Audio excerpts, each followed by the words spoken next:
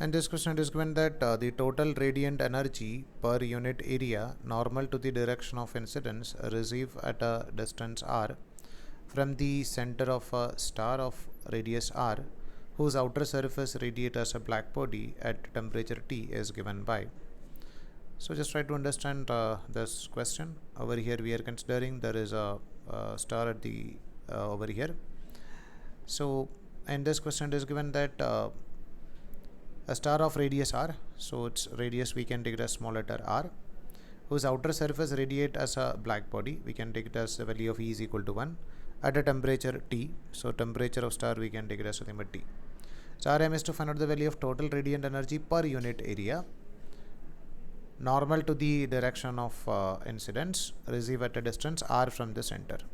So we are considering there is a surface which is at a distance r from the center, where Rm is to find out the value of radiation energy incident. So over here you can say that from the star energy is going to emit in each and every possible directions. So it is going to spread in a like a sphere of radius r. So if you want to find out the value of total energy emitted, so you can write the value of the total amount of energy emitted by this star. We can write that is equal to nothing but E sigma A temperature of star raised to 4.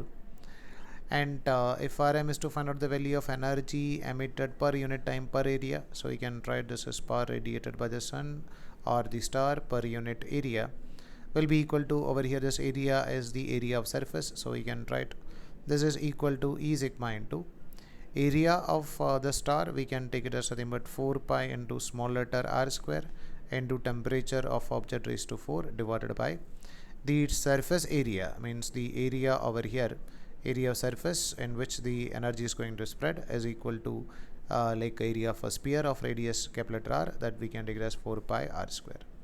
So we can cancel this 4 pi and this 4 pi, and the value of E is given as a black body, so the value of E we can take it as nothing but 1.